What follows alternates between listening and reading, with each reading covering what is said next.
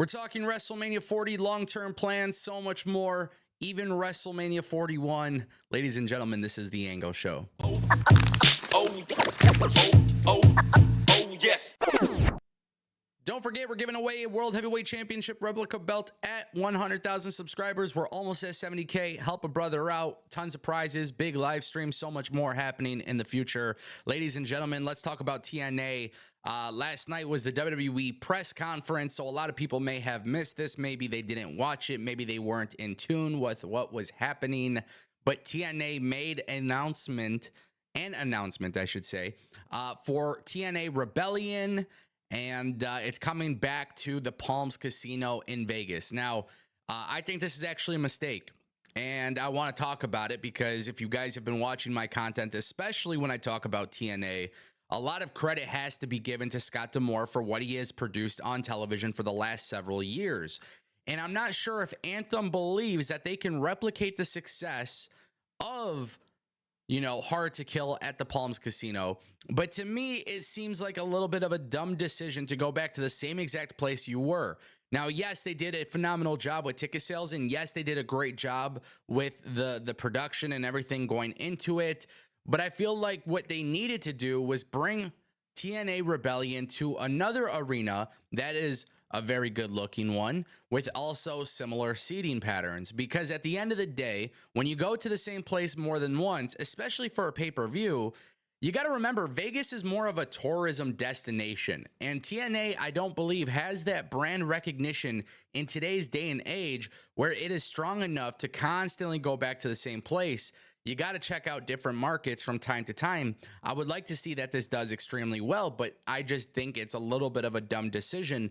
And honestly, I'm kind of nervous for what Anthem is going to do with TNA. Supposedly, they have tons of groundbreaking announcements to make. There's rumors that TNA is set to go live in the near future.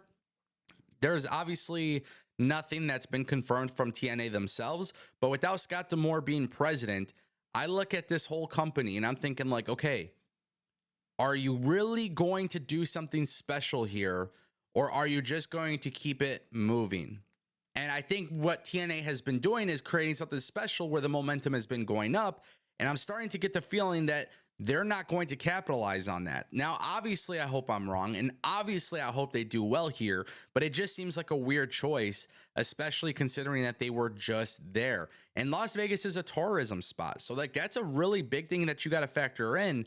A lot of people are willing to travel for pro wrestling, but TNA is not on the level of WWE and AEW. You're going to have to do a lot of special stuff to get people there. That's what made Scott D'Amore's Hard to Kill so great. He brought in Will Ospreay. He brought in Okada. He brought in these names. It was a little bit of a perfect timing scenario, and I think this right here, it's going to be very difficult for them to work on it. We'll see. We'll see how they go about it.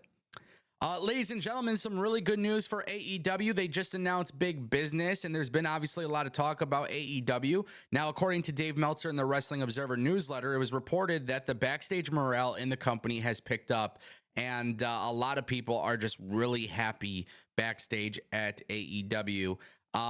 Obviously, people, they talk about ratings, they talk about attendance, they talk about stuff like that. But me personally, I'm one of those people where it's like, there's so many factors in what makes a product good, right? Now, from a backstage segment, what makes a company good is how people backstage actually feel about working there. And for a couple of years now, you hear a lot of mixed reporting on AEW's backstage morale. Now, you guys might not know this if you're a newer viewer, but for years and years and years, I would talk about backstage morale being an issue in WWE because, well, there was just so many bullshit things happening in the company, right? So when you look at AEW, a relatively young company having some bad backstage morale, my whole thing was, hey, you got to fix this. You have great talent. Fix this. Because the faster you fix it, the faster that everybody's on the same page and everybody's happy and everybody's good to go, the better it is for the talent and the better it is for the product. And the energy is contagious. Now, for AEW, it's not shocking that backstage morale is good. We haven't really heard of any drama this year.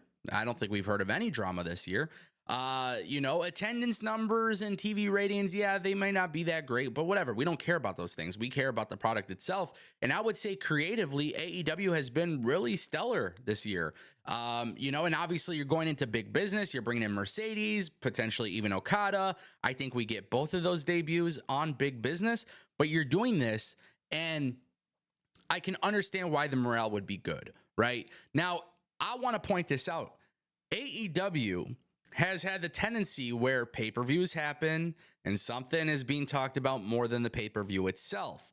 And I'm hoping whatever it may be, obviously big business is not a pay-per-view, but whatever it may be, I hope these milestone episodes, they go smooth, because truth be told, AEW cannot keep having issues every time something big happens for them. We saw it with All In.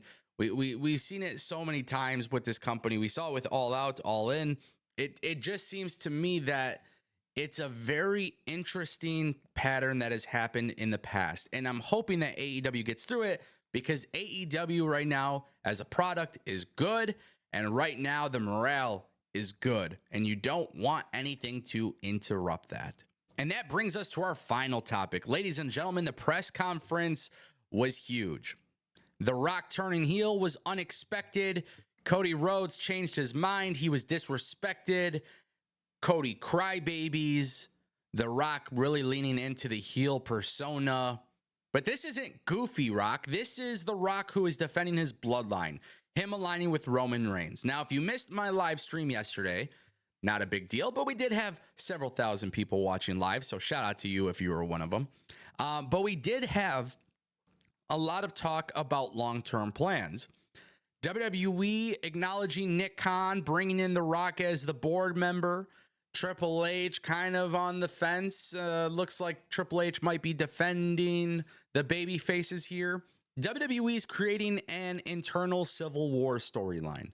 Now, I don't know if Cody Rhodes is going to finish the story at WrestleMania 40. I am not one of those guys who thinks he needs to even have more adversity. He got enough adversity in the past year. You got to have Cody finish the story at WrestleMania 40. And when Cody finishes the story at WrestleMania 40, Cody no longer needs to be involved with the bloodline. You can move on from that. But of course, WWE now has the Samoan bloodline dynasty running the show. And it looks like WWE is headed towards a massive singles match at WrestleMania 41 with Rock and Roman. The Rock keeps saying long gamer. Signing off, long gamer. This is for the long-term storytellers. And the best way to start a new long-term storytelling scenario, or how about this? The best way to start a new long-term story, you have Cody finish this one. Cody wins the belt. That causes some friction between The Rock and Roman Reigns. And then WWE could start beginning that process. We saw Roman Reigns stand behind The Rock.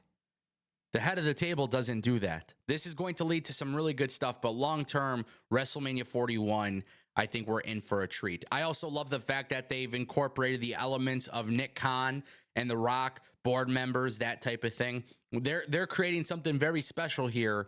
And then obviously the question is, where does Seth get involved? If Seth is able to wrestle at Elimination Chamber, I want to see Seth and Cody versus Roman and The Rock at Elimination Chamber. I don't know what the hell they do, ladies and gentlemen, but there are tons of plans here, and it's very clear that this will ultimately end up with Rock and Roman WrestleMania 41. I think before you get there, Cody has to win the belt, and this way you could do a lot more great stuff. Thank you for watching, ladies and gentlemen. I'll see you next time.